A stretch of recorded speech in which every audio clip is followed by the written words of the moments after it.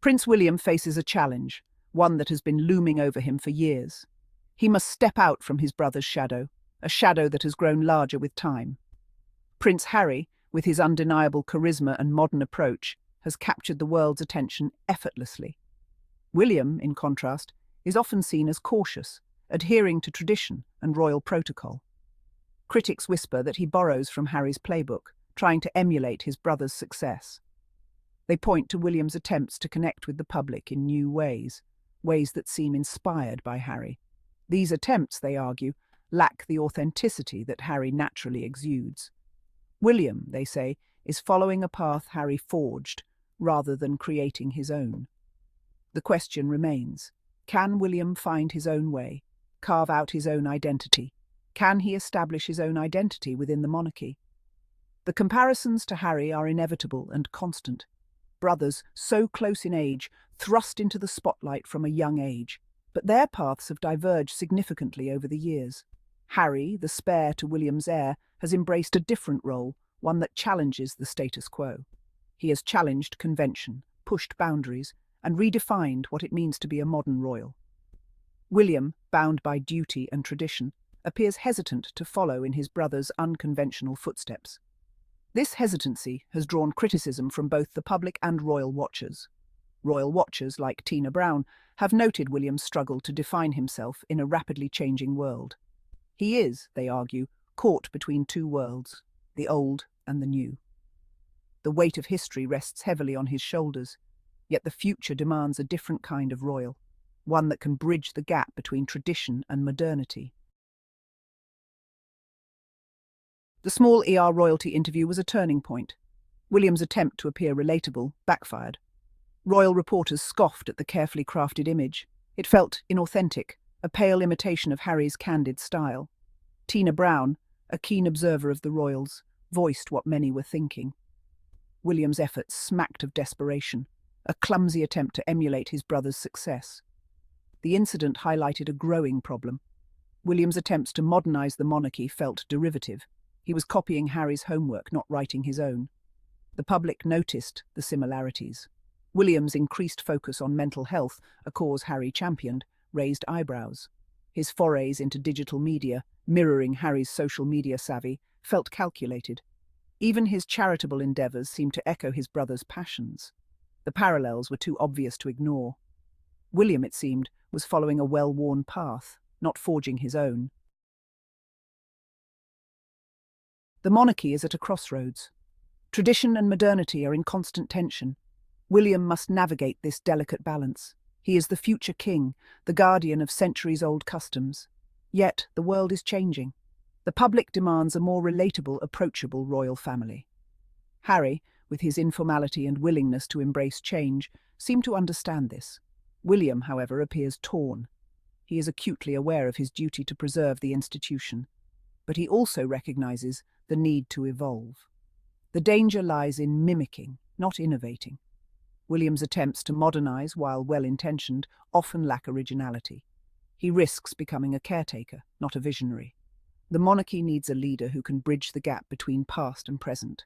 William must find a way to honor tradition while embracing the future. Section 4. The California Cool Conundrum. Can William adapt? Harry's move to California was a watershed moment, marking a significant shift in the royal narrative. He fully embraced a different way of life, a stark contrast to the formality of royal life, immersing himself in the laid-back culture of the West Coast. He shed the constraints of tradition, adopting a more relaxed, approachable persona that resonated with many.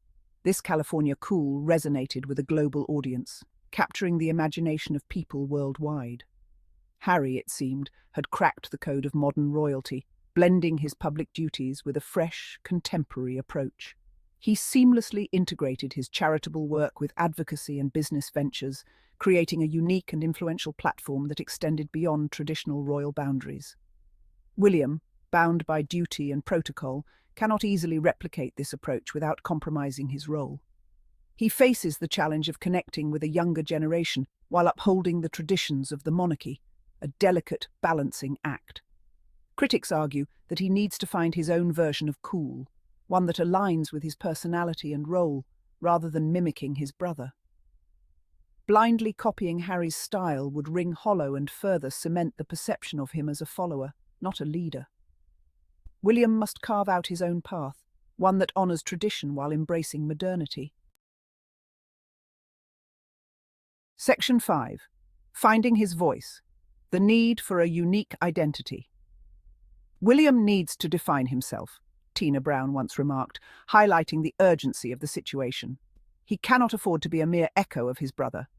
The monarchy's future depends on his ability to establish a distinct identity, one that resonates with the public and secures the institution's relevance.